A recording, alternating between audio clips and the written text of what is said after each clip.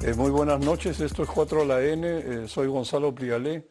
Es grato compartir la mesa esta noche con Alonso Segura, fundador de Hacer Perú, ex ministro de Economía de septiembre 14 a julio 16. También está con nosotros Hugo Perea, economista jefe para el Perú del Banco BBVA Research, ex viceministro de Economía.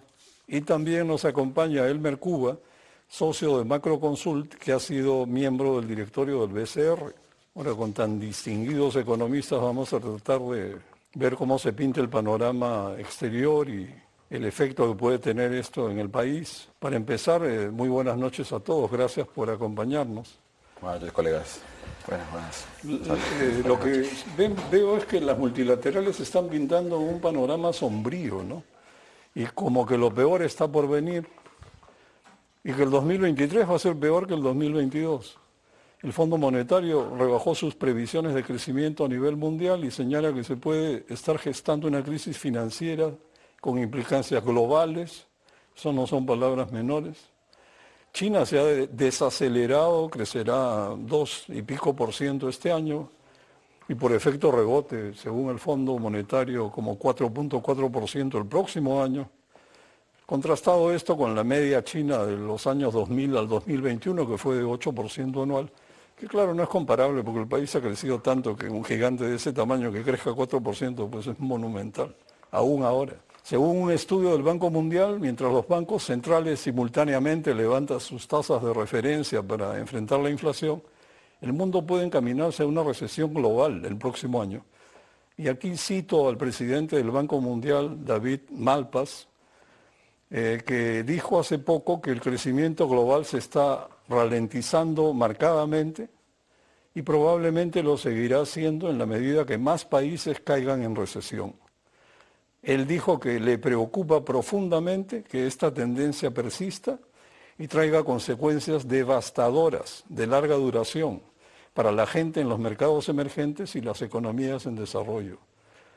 Alonso, ¿crees que están exagerando su pesimismo las multilaterales y podemos seguir respirando tranquilos? Bueno, antes que nada, buenas noches y gracias por la invitación. Siempre un placer compartir el panel con mis colegas economistas. No, ciertamente no. Hay una serie de fenómenos que se están dando en simultáneo, afectando a distintas regiones del mundo, que ciertamente constituyen un cóctel muy complicado, ¿no?, para la economía. Estados Unidos, el Banco Central de Estados Unidos, la Reserva Federal, subiendo las tasas de manera bastante agresiva, como no lo han hecho en décadas. Y en general los bancos centrales actúan de manera muy agresiva. El Banco Central Europeo también recientemente subió también su tasa de referencia, dando un salto brusco de 0,75 a 1,5, ¿no? Entonces, eso incide en el costo del crédito y en el sector real, digamos, gradualmente, con un tiempo de rezago, ¿no? Y se va a sentir plenamente el 2023, ¿no? Eso por un lado. Por otro lado, tenemos Europa con un choque de energía brutal, ¿no?, que evidentemente va a poner en serios problemas la actividad económica de la región. Y por otro lado, China con su política de COVID-0 y tratando de sanear los temas del sector inmobiliario, ¿no? Entonces son varias cosas que se juntan en estas regiones del mundo que hacen pues que el crecimiento no solo sea bajo. Esa proyección que mencionas del Fondo Monetario es la proyección de menor crecimiento global de los últimos 20, 25 años por lo menos, con excepción del 2009, crisis financiera, y del 2020, la pegada de la pandemia, ¿no? Eso es para que se ponga en contexto lo débil que podría ser el crecimiento, ¿no? Y además te dicen con riesgos a la baja. ¿Qué significa esto? Que puede hacer inclusive peor un crecimiento más bajo, ¿no? Entonces yo creo que si hay señales o hay razones para estar, si no necesariamente preocupados, alertas, y preparándonos para lo que podría ser un año complicado, no más complicado que el 2022. También por decisiones de política interna, de política económica interna, las subidas del Banco Central, que van a impactar para contener inflación afectando a todo el mundo. Entonces son varias cosas que se suman una sobre otra, ¿no? Pero ya le cedo la palabra a mis colegas. Hugo, ¿cómo ves este tema? ¿Cuánto crees que podría durar esta recesión global una vez instalada? Sí, yo creo que el diagnóstico que ya hizo Alonso está en línea más o menos con lo que estamos esperando en el consenso de economistas en general, ¿no? Choques globales en distintas geografías, desde luego. Algunos comunes, como esta elevación sincronizada de bancos centrales subiendo tasas a nivel global, con un objetivo muy claro, contener una inflación que ha sido algo más persistente que lo anticipado, ¿no? Entonces, en ese contexto, los costos de financiación se van a elevar y esto va a inducir esperemos que no sea una parada en brusco, pero sí ralentizar por lo menos el gasto del sector privado. El otro elemento disruptivo obviamente tiene que ver con China, su política de cero COVID, la burbuja inmobiliaria, a ver cómo gestionan este tema, está haciendo de que ya no sean tan proclives a dar tanto estímulo como sí ocurrió en el 2008-2009, ¿no? Que fue un poco la válvula de salida global a una desaceleración tan intensa. Y finalmente el conflicto en Europa del Este, que ha elevado los costos de la energía en Europa, aunque están cediendo últimamente, pero están por encima de lo que veíamos en el 2021. Entonces todos estos elementos obviamente van a inducir una desaceleración y efectivamente el fondo también ha enfatizado que hay un riesgo, un evento de cola al que le asignan una probabilidad de 25% de que el crecimiento global sea menor al 2%, ¿no? Entonces ese escenario sí sería particularmente complicado. En general, para las grandes zonas económicas, en lo que estamos esperando, en Estados Unidos en particular, es que la recesión que eventualmente se despliegue durante el 2023 sería de corta duración, sería relativamente moderada y de corta duración. Estados Unidos ha construido algunas fortalezas que lo diferencian de la recesión del 2008-2009. En particular, su sistema financiero no es lo mismo que hubo en aquella ocasión. A veces los sistemas financieros pueden amplificar las crisis, ¿no? Y eso fue lo que pasó en el 2008-2009, no es lo mismo actualmente. Y otro elemento importante es que las familias han podido acumular ahorros significativos, según algunos estimados, entre 5 y 10 puntos del PBI, que va a ser un colchón que seguramente va a ayudar a amortiguar en el caso de que Estados Unidos entre en un proceso de enfriamiento económico, ¿no? Entonces, yendo a tu pregunta concreta, muchos están esperando que el próximo año veamos recesión, en Europa en particular, Estados Unidos muy probablemente, pero en el caso de Estados Unidos, que es posiblemente lo que más nos interesa, sería una recesión moderada y de salida relativamente rápida. No es la recesión del 2008-2009, cuya salida tomó muchos años, ¿no?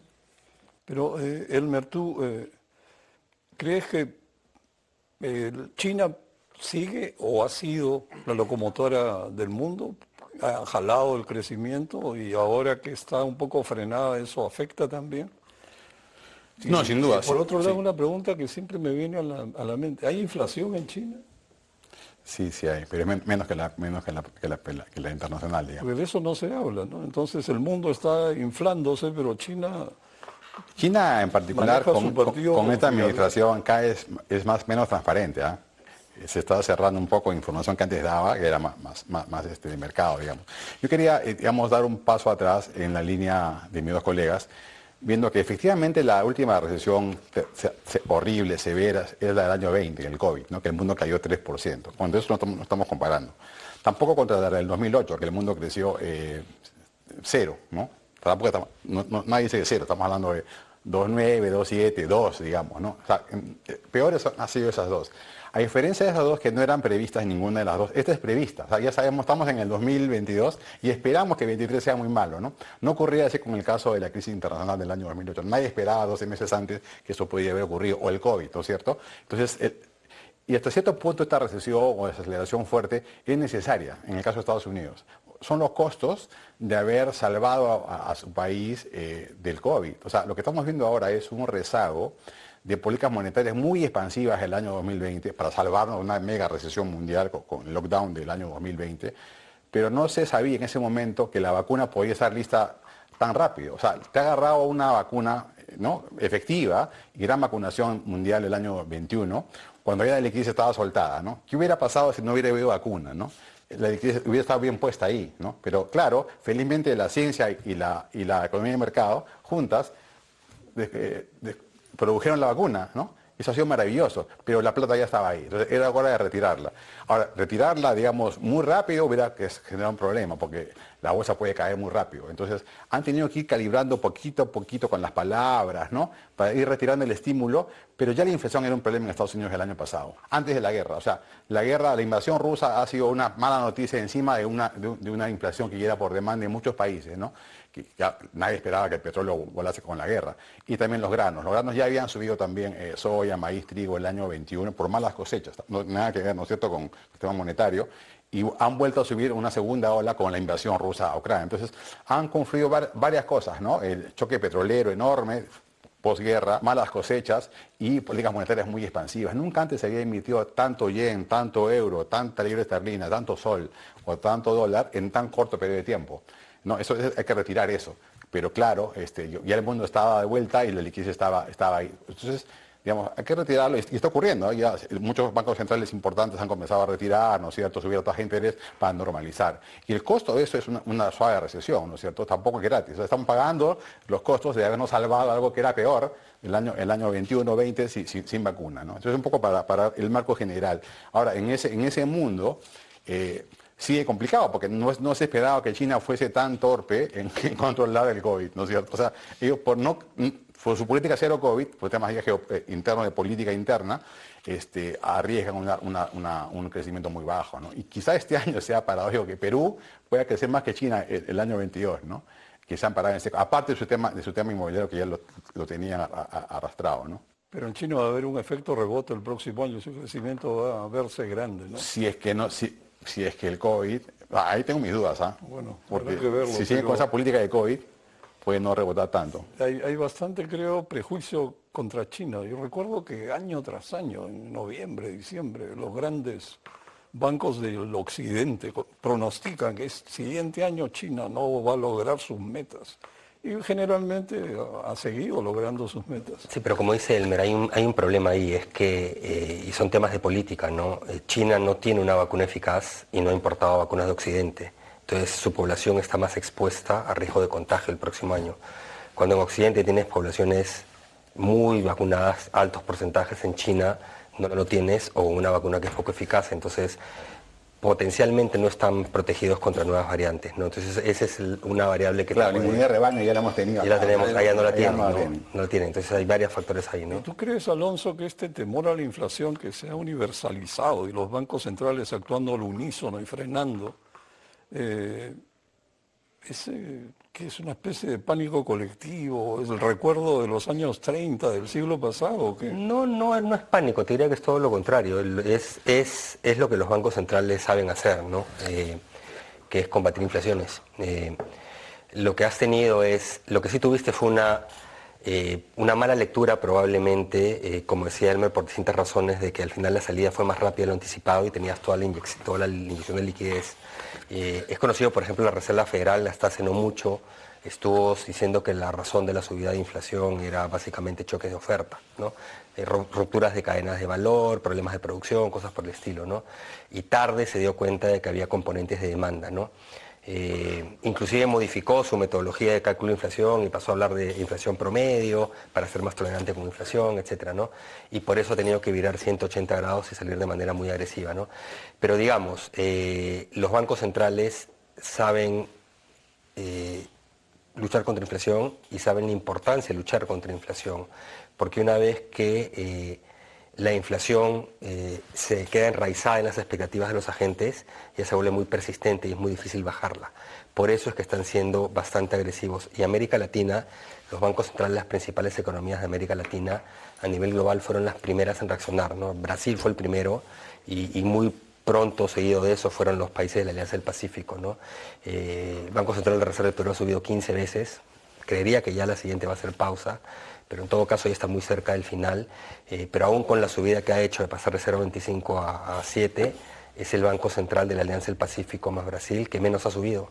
Para que tengan una idea, las tasas de interés en Colombia, en Chile están en doble dígito, ya 10,75 creo, en México están cerca de 10, bueno, en Brasil está muy por encima de eso, ¿no? Entonces, ya los bancos centrales han hecho su tarea y ahora lo que están esperando es que ya la inflación comience a ceder, ¿no? Tratando de evitar que se quede ahí enraizada, ¿no? Que eso sí genera muchos problemas hacia adelante. Hay un poco recuerdos del pasado también, ¿no? Que cuando el Banco Central fue tibio en tratar de contener presiones inflacionarias, después el problema se le complicó mucho, ¿no? En Estados Unidos hay un famoso banquero, ¿no? Paul Volcker, hubo un presidente de la Reserva Federal a principios de los 80s, que mucho se habla de lo bueno que generó al controlar la inflación en Estados Unidos, que acuérdate que a principios de los 80 superaba el 15% de Estados Unidos, ¿no? Y con Carter. Hacia el final de Jimmy Carter, principios de Reagan, ¿no? Y lo que no se recuerda mucho es que Volcker cometió un error también. Al inicio, asume en el año 79, la inflación se le dispara, deja que las tasas suban hasta 17%, las de corto plazo, y se le vino encima toda la parte política, con conductores de tractores que le bloquearon el local principal de la Reserva Federal en Washington, etcétera, etcétera. Se dio esas presiones, bajó las tasas de interés y la inflación volvió a saltar y las expectativas se quedaron por encima de 14. Entonces, cuando salen de esa pequeña recesión de 79-80, vuelve a la carga otra vez contra la inflación, pero tuvo que ser mucho más agresivo en tasas, la dejó subir incluso más y le costó una gran contracción a la economía norteamericana, ¿no? Antes de la crisis del 2008-2009, cuando uno hablaba de una recesión complicada en Estados Unidos relativamente reciente, recordaba la de inicio de los 80. Fue terrible, ¿no? Con el desempleo duplicándose a casi, o superando incluso el 10%. Entonces, si los bancos centrales se quedan a medio camino, las consecuencias pueden ser mayores una vez que quieres contener realmente la inflación. Entonces, y hay un factor que mencionaste antes, ¿no? Que en esa recesión se complicó el sistema financiero, los llamados savings and loans en Estados Unidos, los bancos locales, digamos, y quiebras masivas ahí, y una recesión, cuando se contamina el sistema financiero, actúa de canal de amplificación, porque retrae flujo crediticio y entonces a la economía le cuesta salir, ¿no?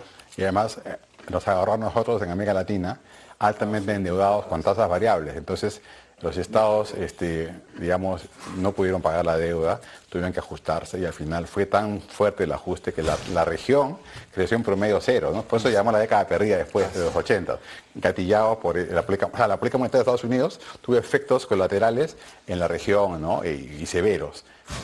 Y a Perú mucho más, porque Perú ya lo había hecho más adelante. Entonces, nos duró 30 años recuperarnos y en la región 10. Eso hay un aprendizaje, ¿no es cierto? O sea, están marcados con fuego en Estados Unidos y ahora efectivamente no creo que bajen la guardia, van a tener que seguir con la dosis fuerte para que ya eliminar el tema de expectativas. Ya estaba en las recomendaciones del fondo, ¿no? Ha sugerido que los bancos centrales tienen que seguir haciendo su trabajo, ¿no? Claro. Y esto obviamente en algunos casos va a costar empleo y producción. Ojalá aquí sea diferente y tengamos un aterrizaje suave, ¿no? Pero es parte del ajuste, o sea, digamos, eso es el costo de bajar la otra, no es gratis, digamos, ¿no? Y tu balance de riesgos no es simétrico. Los bancos centrales van a preferir errar en ser muy agresivos con subir tasa y matar inflación que en el otro lado. Ahora noto, antes de ir a la pausa, una especie de balance de lo que hemos escuchado o conversado ahora. Se avecina una recesión global, no es posible predecir cuán severa puede llegar a ser o cuánto durará. Veo que Hugo es ligeramente optimista sobre eso.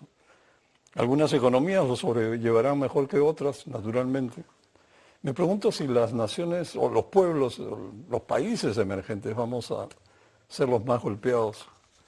Generalmente nos llevamos la parte peor de los problemas. Y por otro lado, creo que estamos navegando en lo que se llama aguas desconocidas, ¿no?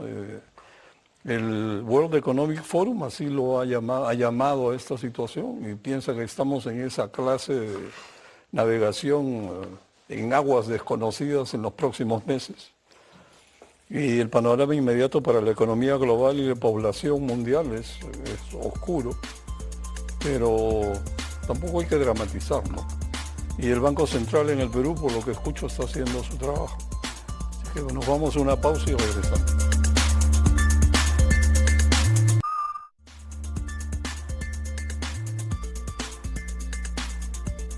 Elmer, ¿cómo se ven las cosas en América Latina?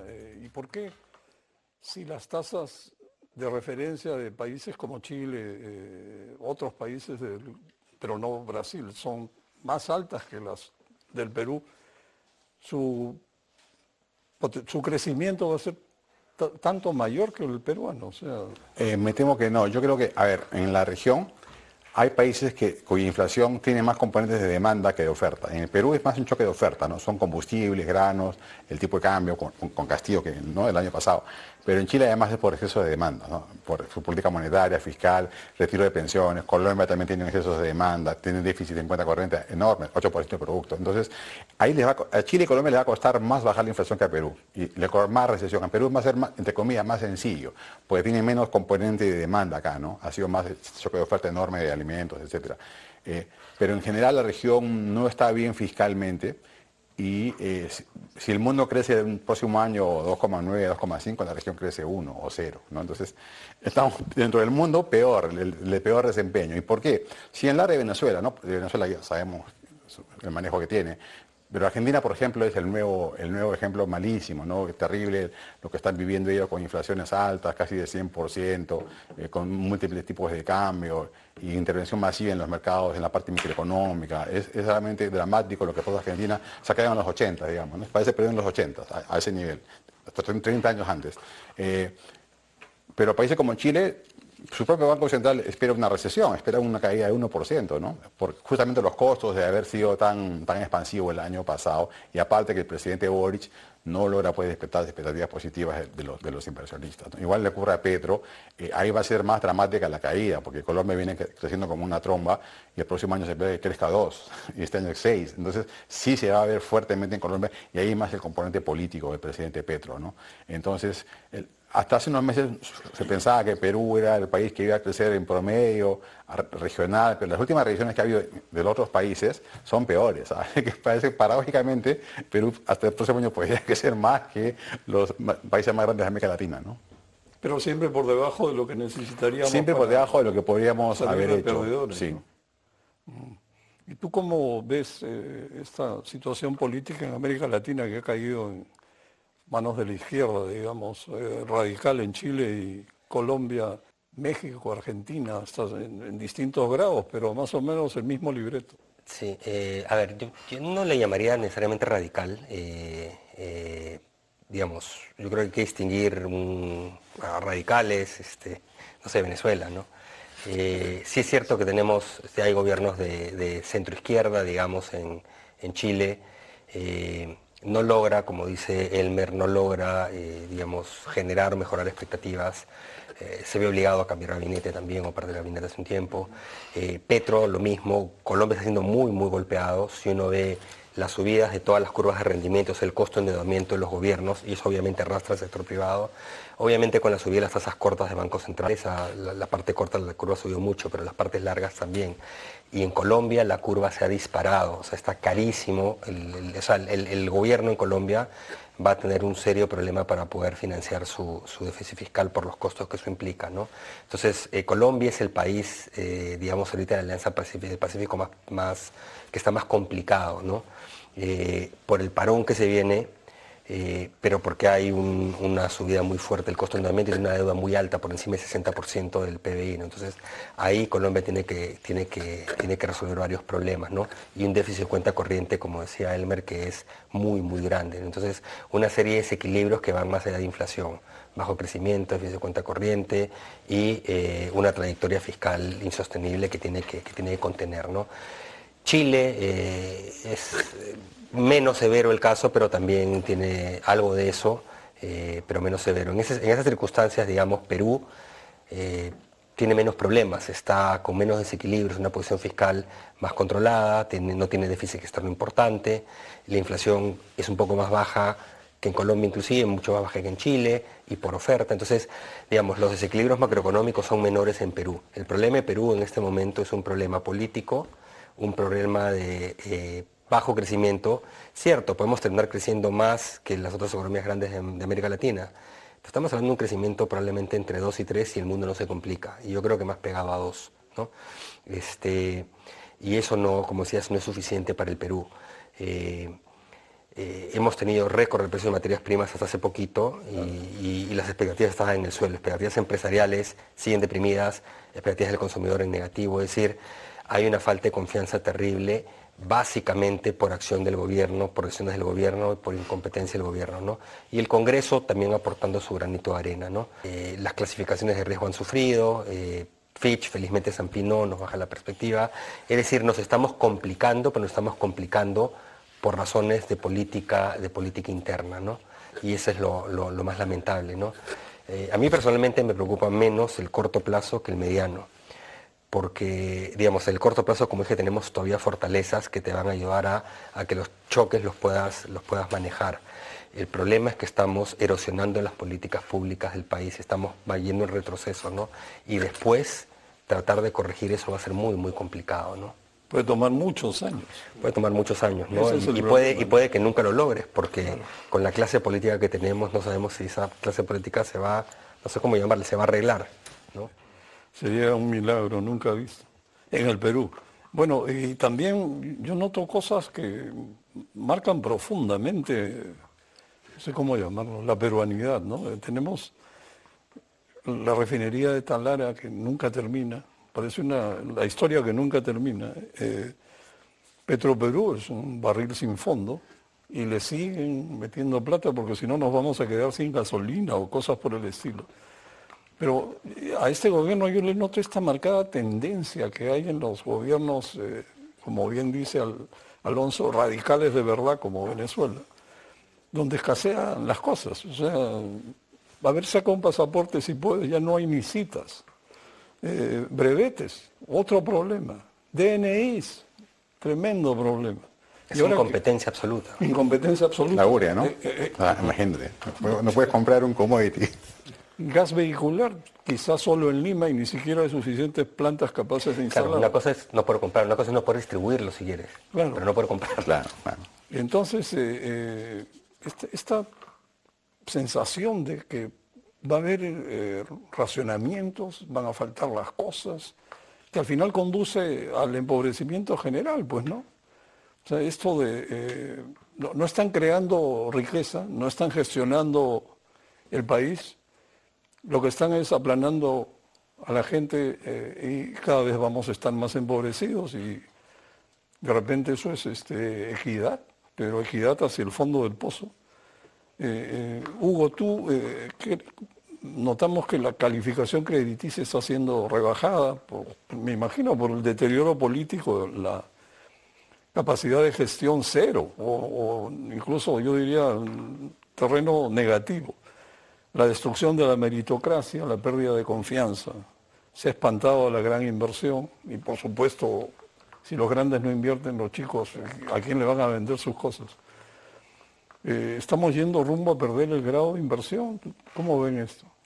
A ver, lo que han sacado las dos calificadoras que han emitido ya un reporte reciente sobre Perú, Fitch y Standard & Poor's, en el caso de Fitch es una reducción no de la calificación, sino de la perspectiva de esta calificación, ¿no? Que puede ser positiva, estable o negativa. Estábamos en estable, triple B, ahora nos ha pasado a negativa, ¿no? Eso sugiere que en una próxima revisión posiblemente nos muevan hacia abajo. No sabemos cuándo, no sabemos si esto se puede revertir, pero obviamente han sugerido qué cosas quisieran ver para que esa perspectiva que hoy día es negativa mejore, ¿no? Uno de los elementos, los que se han mencionado aquí en la mesa, es el tema de falta de políticas públicas de calidad, el enfrentamiento político que inhibe esa posibilidad de llegar a entendimientos para hacer políticas mínimas, pues que relancen la competitividad, la productividad, etc. Yo comparto con Alonso que a corto plazo yo diría que Perú no es una preocupación y está en el reporte de la otra calificadora, de Standard & Poor's. Oye, sigues teniendo una sólida posición fiscal, ¿no? Los indicadores fiscales están bien, tus cuentas externas razonables, pero lo que sí preocupa es a mediano plazo que uno vea un deterioro secular, gradual, de nuestras perspectivas y potencial de crecimiento. Y es ahí donde entra el tema de preocupación. Nosotros tenemos previsiones de más o menos promedio para los próximos 5 años creciendo al 2,5, promedio anual. Grosso modo. Con ese nivel de crecimiento no reducimos pobreza. Entonces nos vamos a quedar con más pobreza que la que teníamos antes de la pandemia. Y eso es una situación que ya empieza a vislumbrarse como algo, por supuesto, complicado desde el punto de vista económico, político y social. Quedarte con un bolsón de pobreza mayor al que tenías antes de la pandemia. Entonces, lo que es frustrante es que Perú tiene un potencial enorme, ¿no?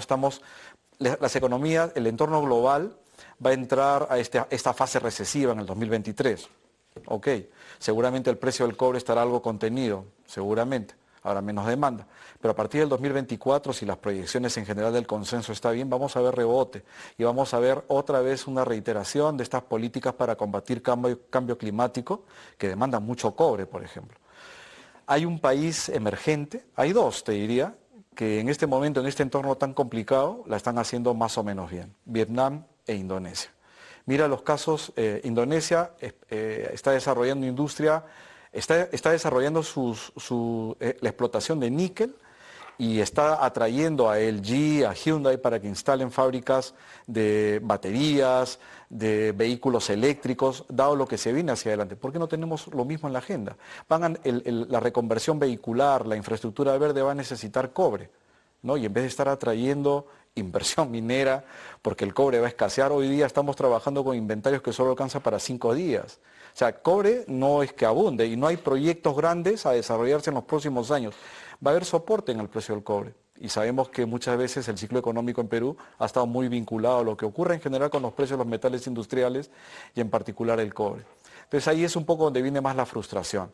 Lo que yo diría es que luego de haber logrado estas mejoras por el lado fiscal, por el lado macroeconómico en general, estamos viendo un deterioro de toda esta situación que ponía los cimientos de la casa bien. Nos faltaba construir los pisos adicionales, desde luego, y eso se logra con políticas por el lado de la oferta, políticas de largo aliento. A corto plazo, coincido, creo que no vamos a ver mayores problemas, más allá de la decepción y lo frustrante del entorno, porque pudiendo crecer a 5, pues vamos a tener que conformarnos con crecer a 2, ¿no? Sí, yo recuerdo una frase que dijo el presidente Castillo a poco de comenzar, se me quedó grabada, pronosticó que en 5 años él avisora a un país con las ollas comunes llenas de comida.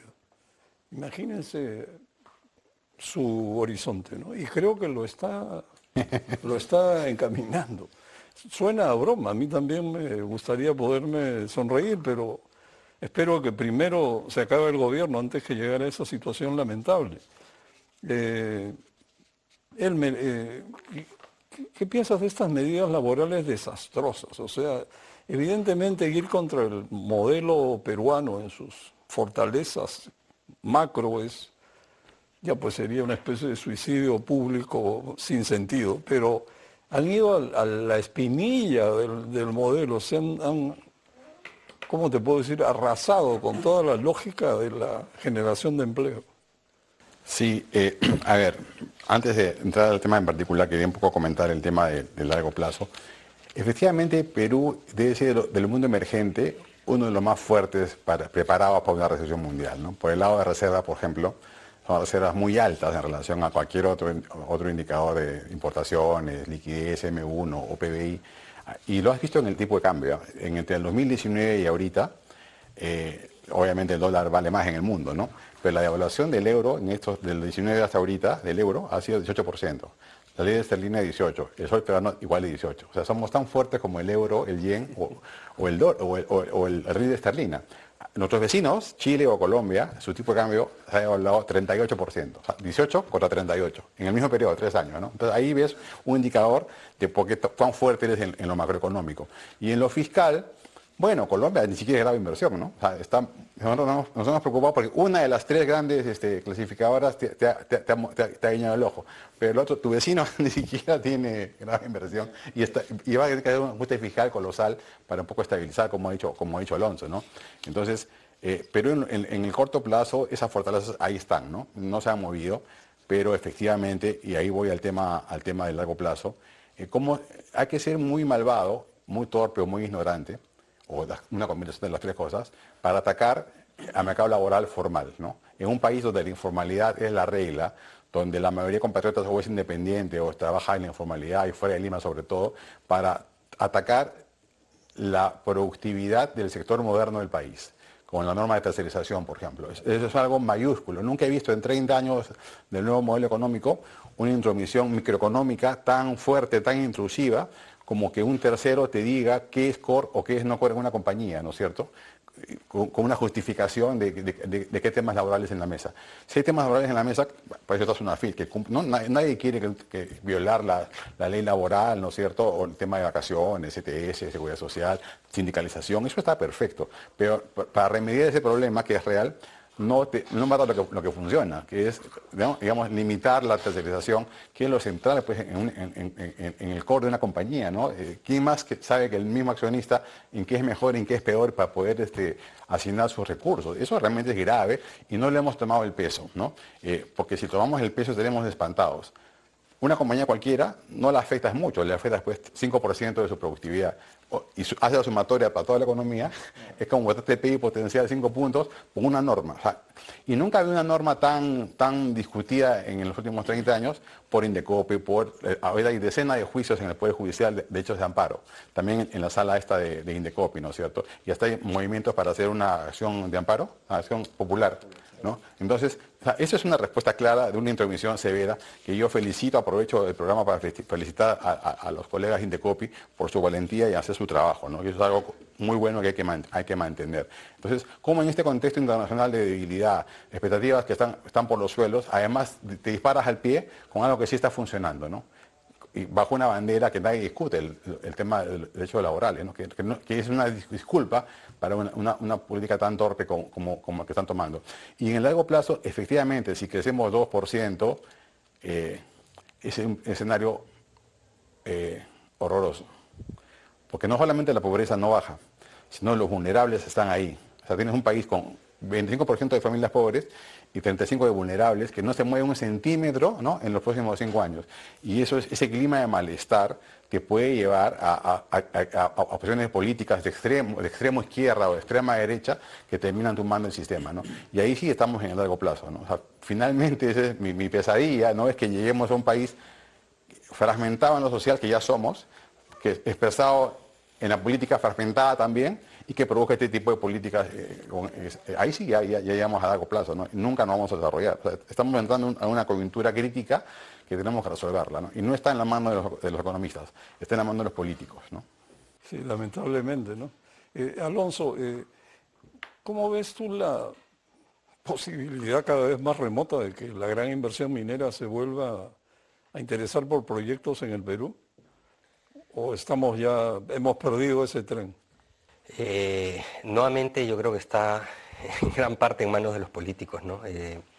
A ver, como dijo Hugo, Perú primero tiene un potencial de desarrollo de cobre enorme, ¿okay? Y la transformación verde es muy intensiva en cobre. O sea, un carro eléctrico, un vehículo eléctrico tiene 5 veces más cobre que un vehículo normal, digamos. Entonces la demanda de cobre a largo plazo es brutal y hay problemas de oferta porque no hay proyectos grandes en el mundo, ¿ok? Entonces Perú debería estar literalmente en vitrina diciendo quiero más las Bambas, quiero más Quellavecos, quiero más todo, ¿no? Y la razón por la que eso no está ocurriendo pese a las buenas perspectivas es porque no hay en la cancha, no hay las condiciones para que los grandes proyectos se desarrollen.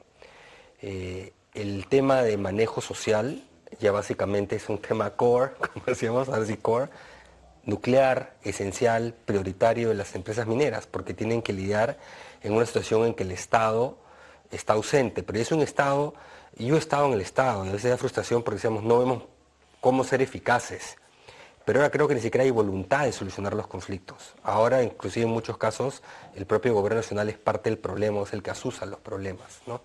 Entonces, no hay reglas de juego claras en la cancha sobre qué va a pasar cuando yo tenga un problema, si el Estado va a hacer que se respete la estabilidad jurídica, las normas, las leyes, y eso es lo que hace retrasa la inversión.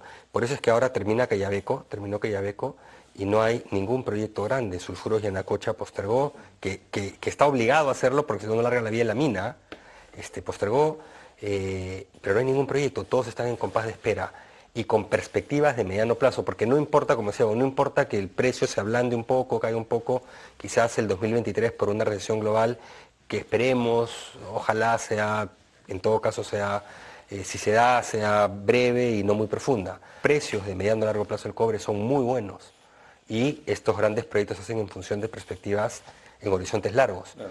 Entonces, no es razones de mercado por las cuales no vienen los proyectos al Perú, no se desarrollan.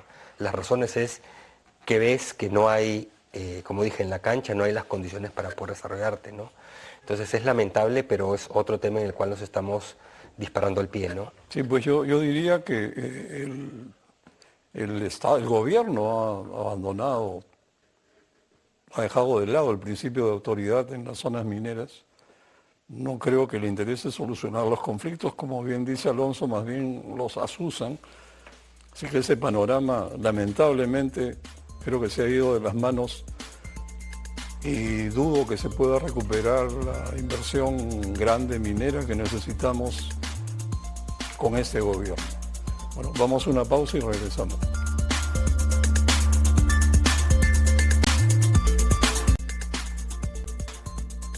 Bueno, estamos de vuelta. Tratemos ahora de, no sé, quizás llegar a algunas conclusiones. Creo que lo primero que viene a mente es, Alonso, tú que has sido ministro de Economía y bueno, Creo que le tocaba a Hugo. no, es que la pregunta es para ti. ¿Tú crees que este diálogo que se supone viene a propiciar la OEA puede conducir a algo? Puede tener una arista positiva, pero ojalá sean objetivos, ¿no? Porque me parece que cuando vengan y vean digamos, la situación real, efectivamente hay conflictividad política, efectivamente hay digamos, polarización, pero es un gobierno en el cual hay múltiples indicios de corrupción en el entorno presidencial, en el Ejecutivo. Es decir, no es que esas acusaciones o es que le están tratando de vacar al presidente simplemente por su posición ideológica o por cualquier otra razón. Es que es un gobierno que está, digamos, vamos a hablar presuntamente, para que no vean que me adelanto a la justicia, presuntamente plagado de corrupción, ¿no? Y que además está obstruyendo activamente la justicia, porque finalmente la clase política es la que está poco a poco destruyendo el país, ¿no? Hugo, ¿cómo evalúan ustedes el impacto de esta clase política que lamentablemente tenemos a cuestas sobre el futuro del país? O sea, ¿cómo se puede vivir con ese tipo de liderazgo? Sí, yo creo que O hay, esa falta de liderazgo.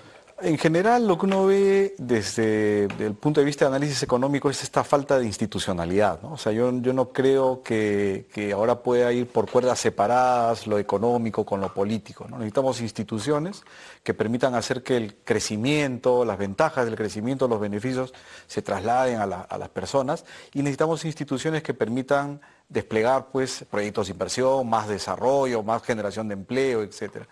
Y eso es lo que no estamos viendo hoy en día y miramos con cierta preocupación que esto esté pasando. Como mencionaba Elmer en algún momento, efectivamente Perú está muy bien preparado para aguantar los retos que va a imponer la desaceleración global, ¿no? Tenemos altas reservas, una sólida posición fiscal, etcétera. Pero más allá de eso, que es tener fortalezas para enfrentar eventos cíclicos, si quieres, a mediano plazo ¿a dónde vamos? Y ahí es donde vemos la falta de institucionalidad. Ahí estamos realmente con una agenda pendiente muy amplia y sobre lo cual no estamos haciendo nada.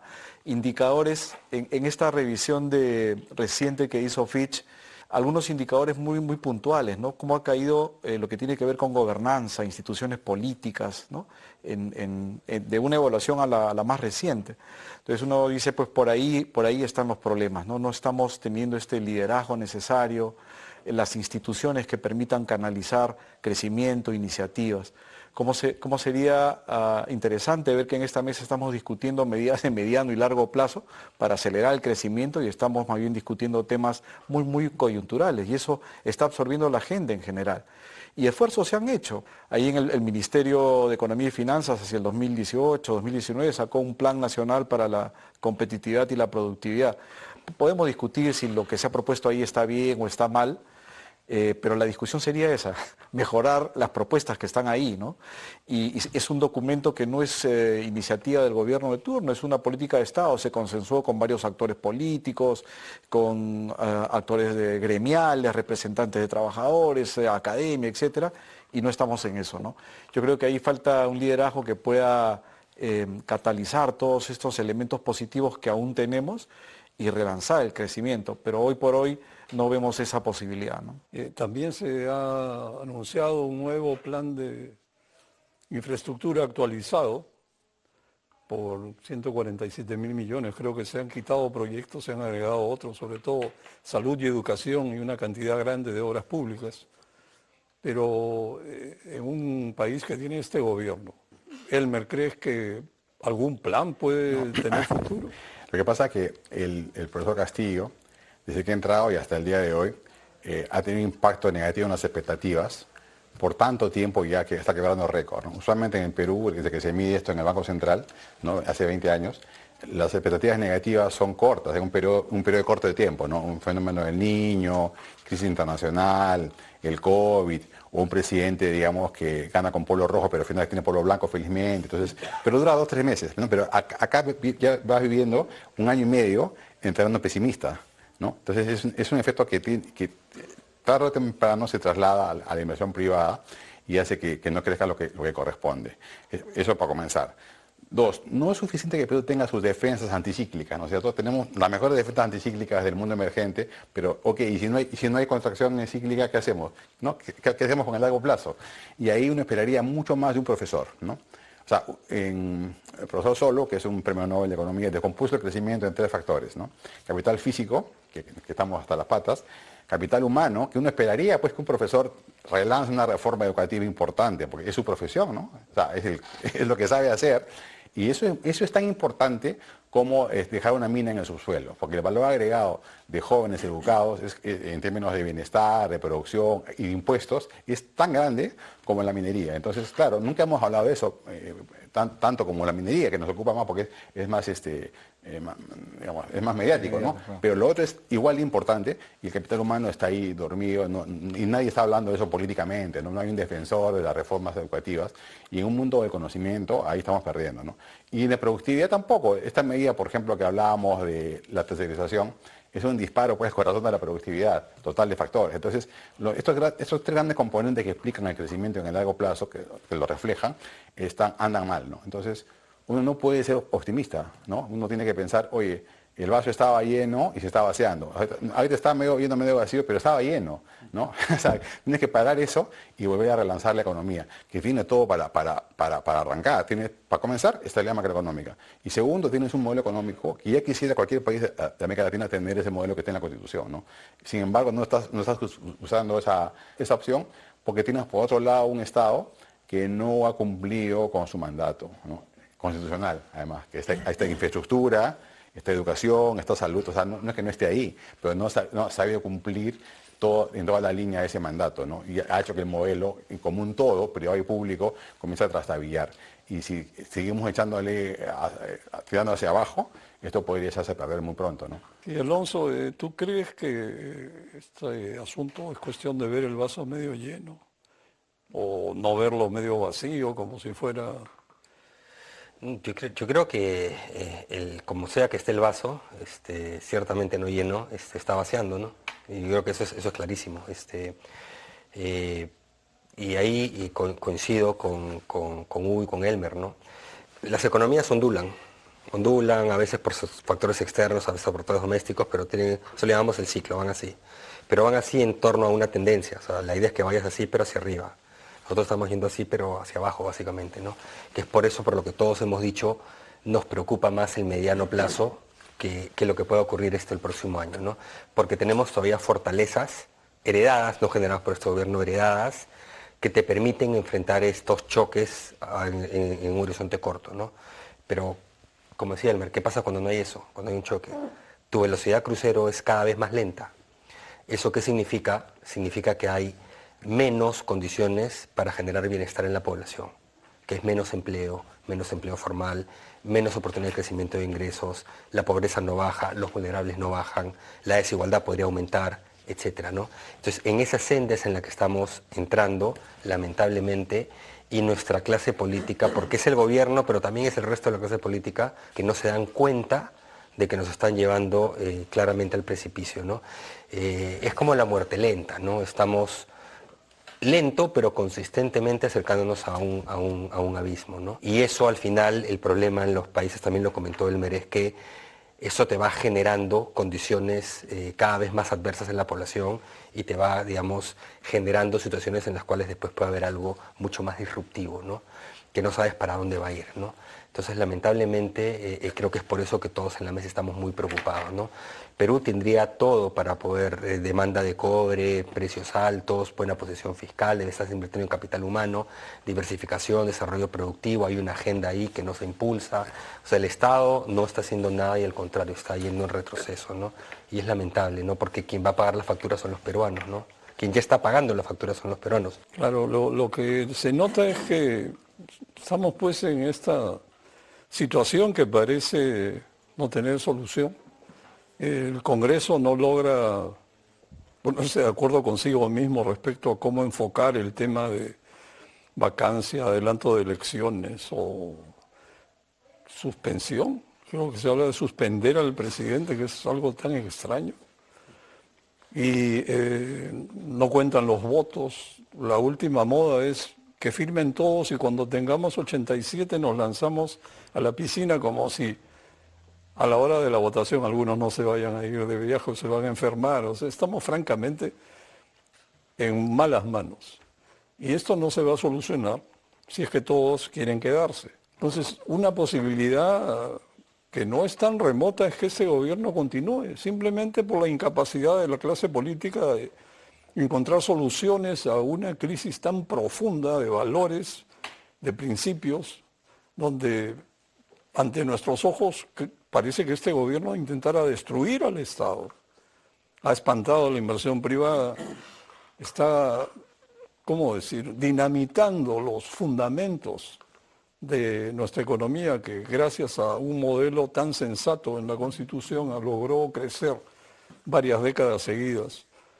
Y eso es lo que aún nos sostiene, pero seamos francos, ¿será que en el Perú la continuidad esta no es viable? Pues, porque la resiliencia del modelo no alcanza tampoco, o sea, no podemos, creo, esperar resultados mágicos de lo que viene de atrás. ¿Cómo ves esto, Hugo? Sí, realmente a mí lo que me apena y me frustra un poco es percibir que ese modelo que construyó la sociedad peruana y que trajo tanto progreso y avance, poco a poco se está dinamitando, ¿no? Y eso es muy preocupante.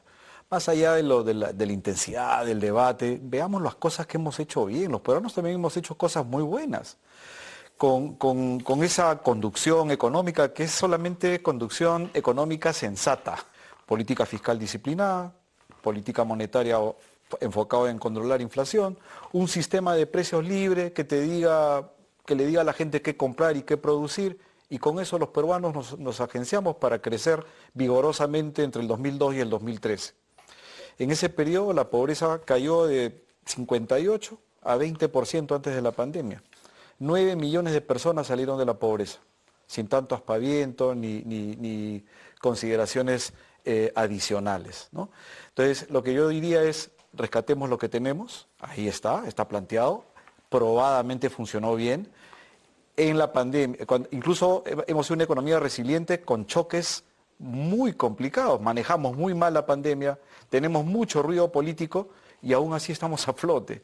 Eso no es gratis, es construcción de una conducción económica que ha caracterizado Perú de hace 2 décadas y media.